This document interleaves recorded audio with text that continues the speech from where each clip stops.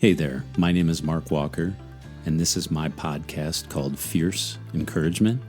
Thank you so much for tuning in. I help people build mental strength so that they feel a sense of flourishing in their work and in their life. Burnout, quiet quitting, imposter syndrome.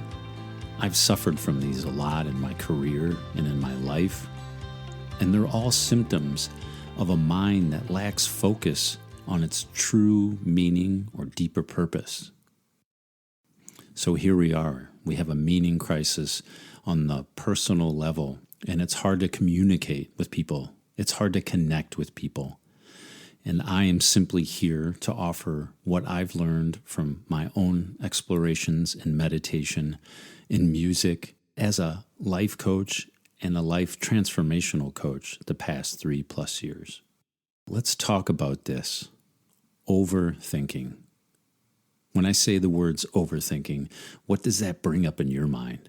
For me, it brings up the fact, and quick personal aside, doing this podcast has been difficult the past few days.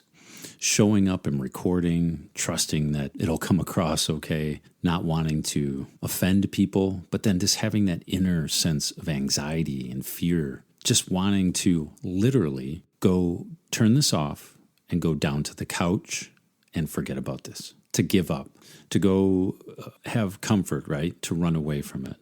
So to me, overthinking has that procrastination feel, but maybe a more in-depth look at it if I look back past the past few days. But one of the extreme virtues I'll go to, like in learning, I have 10 books going at all times. I have 4 or 5 emails that I'm reading. I have threads I follow. I'm trying to do 10 or 12 things in my life. And the difficulty for me is overthinking and having too many things to do. Non-focused work. Now, I'm getting better at that. But overthinking to me means more planning, more things that are unattached to the outcomes that we want to have. So, for instance, if the outcome is to cook a good, tasty meal for friends, we can overthink by reading another recipe, looking at other people's Instagram meals or Thanksgiving meals or amazing feasts. We can distract ourselves with these stories of how our mother was a better cook or our father was not as good a cook. We start to get pulled into these threads in our heads. We start to manufacture this discontent or this excitement. We get caught up in thinking and planning and ingesting more information and learning that we're honestly just pulling ourselves away in a really subtle but profound way from those things that we want. So maybe instead of a meal and a recipe, we can overthink our relationships, can mistreat them and not remember the gravitas or the importance of people's presence in our lives. And it's the holiday season here in the U.S. at the moment. It's Thanksgiving time. And I'm reminded of my relationship with my father. He passed away just under 2 years ago, but I miss him. We had great Thanksgivings. It was always filled with cheer and connecting and good food and having a big family around and connecting with family and sitting around the table and playing cards and having a good time, lots of laughter, lots of relaxing, lots of talking and reconnecting. We can overthink our relationships by not thinking about them at all. And we can get really dismissive of those things if we stop and pause that are deeper. And maybe this is where I can step back and talk about the next point I wrote down here, creating space. So when we overthink, it's a symptom of delaying or fearing what step we want to take next. And I guess in my mind, before that or upstream from that is that procrastination. And upstream from procrastination, I think about what is there? What is damming the river? What did we put in the river that averts its flow to whatever degree? What are we procrastinating on? And that thing we throw in the river or the item that is holding us back is often a time or a piece of us that needs to be recognized. It's a part of us that can be nurtured and listened to. It might be a younger part of us that have missed out on something or senses some lack. It might just be that feeling in our hearts or in our bodies when we sit quietly literally sit quietly for 3 minutes and perhaps just put all the podcasts, yes, turn this off, but listen to this first. Put our stuff down. We are continually looking outward with our fingers and our eyes and our need to touch and attach and have and consume that we can hardly just ever stop and rest and be. So the second point I wrote here was just space. Can we create space for ourselves when we start to overthink? Can we have one of those thoughts say, hey, what's going on inside here? By in here, I mean in your head. If we can't stop and watch the content and quality of our thoughts as it flows through our consciousness, then what good is our life? If we cannot stop and consider the implications of our thoughts and how we show up for people and how we connect to people and how we can treat ourselves with more kindness and more inner encouragement in a loving, fierce way. So we create space for those things, those payoffs that we're getting from procrastination and delay and overthinking. These are all on one side of the field, and they all are parts of us. They are just a part of us that needs some space to breathe and tell us what they want or what they need. And more than likely, we'll have to work with them multiple times over multiple years. But space to me, as a coach and as a client of myself, my own first client, and I tell you, being my own coach, it means you have to wake up every day and work with that, what's coming up. And sometimes it's really tough. But an amazing teacher, Michael Singer, look him up.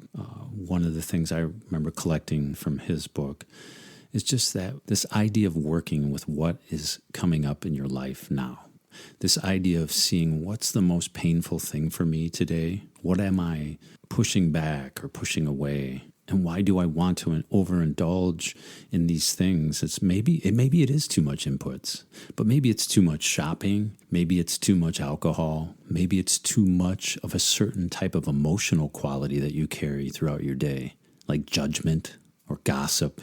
Literally judge people moment to moment, and again, to look into my mind for moments. I'm a terrible driver from an anger standpoint because if people cut in front of me, my initial reaction is to go right after their heart, to say, what the is wrong with this person? They did that to me. And I don't know if you see that in yourself, but that's the place where we work. That is where the rubber hits the road when we're watching our inner reactions. And I think if we start to play on that platform and watch our inner emotional reactions and challenge what those are and give them space. Again, give them space. What am I needing here? So in the case of me getting cut off, maybe that's my safety. There's a part of me that feels threatened and scared when you're going 70 miles an hour and somebody kind of cuts you off. That's a pretty big deal. My literal beingness is being threatened. And so maybe it's just like somebody coming at me, I would, have this emotional, visceral reaction. So space is a big one. Our emotional reactions aren't an ingrained part of us unless we let them be that way. So when we start working in those moment-to-moment situations, and even if we can interrupt our thinking 1 or 2 times more today than we did yesterday, we can see how we might be judgmental, or we might be pointing that at ourselves, being judgmental with ourselves, where we can stand back and say, it's okay, let me create space for myself here.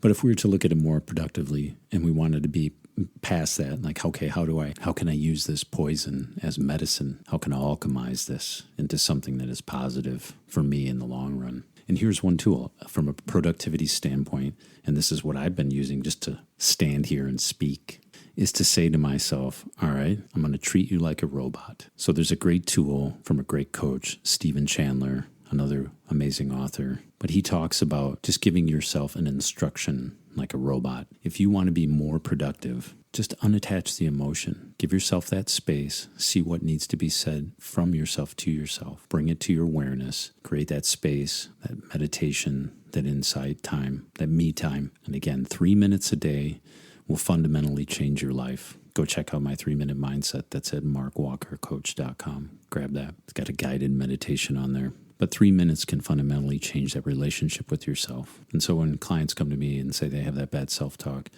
it's imperative that we get good at flipping that switch of seeing when we're off and then remembering to take one mindful breath at the least. See when we start to rage on the road. And it was, I tell you, man, it was the Kennedy in Chicago at rush hour on a Friday. You tell me you hold it together. But what an opportunity to practice, right? Right now, wherever you're at, if you're listening to this on the road, again, taking that time for yourself and realizing that you are reacting and not being impatient with ourselves in that quick hit, because within that we start to judge ourselves. And now this is a nuanced point for some people and clients and conversations I've had over the last 3 years. What I've noticed is our first reaction is often the negative reaction.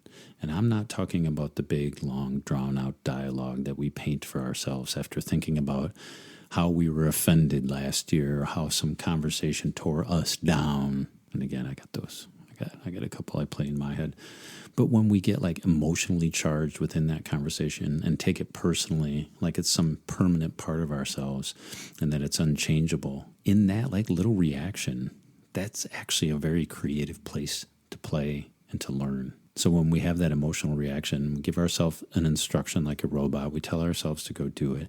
We find ourselves off protocol as a robot, and we do our best to move right back towards it. And we time ourselves perhaps, or put a time limit on it so we're not oscillating. We take that half hour of deep work. We take that 60 minutes of deep work, and we come back to it when we need to. But the real idea is to give ourselves that space and to ultimately to have that fierce encouragement for ourselves. How else is a life better spent than fiercely encouraging ourselves, pumping ourselves up over time, and doing that 1 or 2% more today? Let go of the perfectionist that needs to overplan. Let go of the procrastinating, learning, more research, and give yourself a deadline. Give yourself some time limits. Push yourself past the fear, which is the hardest thing, the fear and doubt. You can kind of get on a wave of momentum of getting things done and just letting it fly. So this has been wonderful. Thank you for sharing your time with me. I hope this was helpful. And just to close out, I am a coach who helps people build up their mental strength so you can feel more of a sense of flourishing and presence in your life, in your love, your work, and your job. And honestly, just in those micro moments I was talking about, how can you work in that area? If you need help with that, I focus a lot on inner meditation and mindset, journaling, and helping people kind of manage their emotions, and also helping people go through life challenges. So get in touch with me. I'm at mark@markwalkercoach.com. Please let me know if I can help you. And again, if you're interested, I do have a free 3-minute mindset meditation series that I'll be sending out via my email. So please let me know how I can help you. And feel free to take some time and write back. And thank you to those that did this past week, helping me to kind of focus in on the topic. Let me know how this lands with you. I'm really curious what my listeners' experiences are with overthinking, but with encouragement and self-encouragement and that self-image. Send an email to mark@markwalkercoach.com. I hope you have a great day wherever you're at, and thanks once again for listening. Take care now.